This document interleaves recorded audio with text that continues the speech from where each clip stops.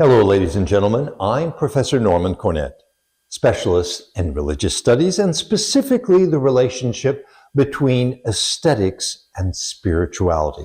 That means between the fine arts and spirituality.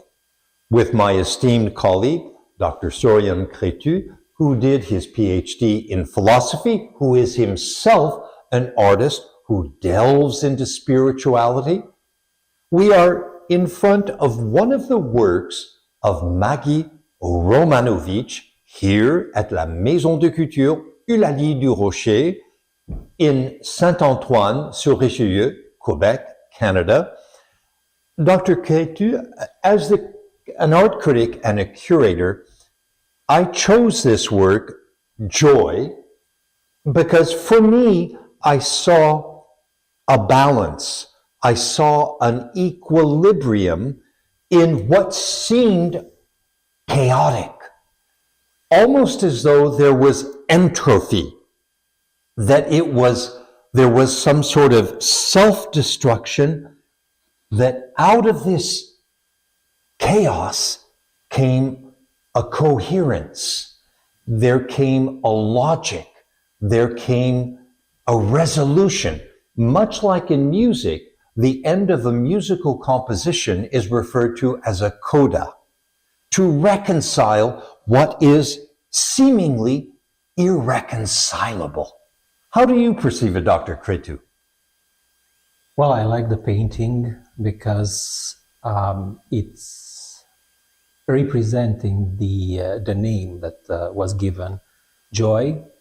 It's, I think, related to something that we see in light, and the painting is full of light that comes from the background. When I'm looking at the painting, that's exactly what I see. Then I look at it from 1 meter away or from the other side of the room, I'm seeing the light coming from the background. And that light is illuminating the painting from the inner side of it. And I like that feeling that that light is understood in terms of joy. Now, about the chaotic or unidentified elements in the painting, I think they are kind of understood through this illumination. And sometimes the light, as we are in a room with a lot of light, it seems that the light is bringing things together, and it's kind of making, it's not like putting order into the chaos, but it's bringing light into the chaos. That means that it's kind of not the same chaos, that it's like the darkened one before the light. That's like exactly what I like about the painting. It's also the fact that the joy that we get through art, that it's that inner light that can get transferred from what the artist captured in the painting and kind of remain resilient in the painting, and after that comes towards us. That kind of that's the feeling that I'm expecting from a painting, and that's very interesting because the art, this kind of art it's abstract.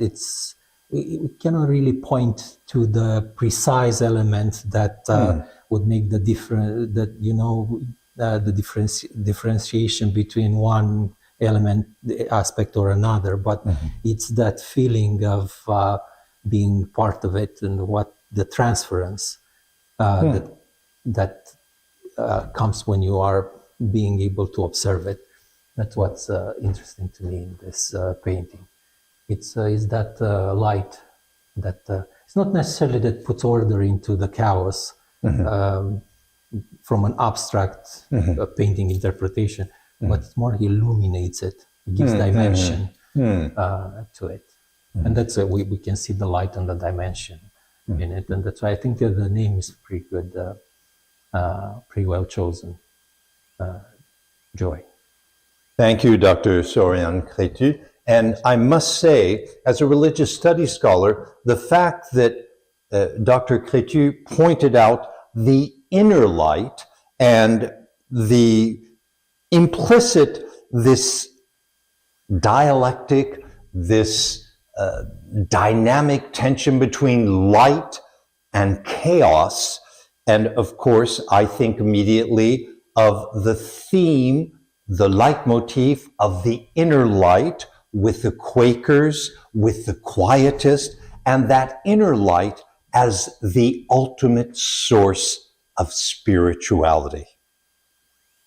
Ladies and gentlemen, I'm Professor Nornan Cornett, religious studies scholar, specialist on the relationship between aesthetics and spirituality, and I invite you to discover the art of maggieromanovici.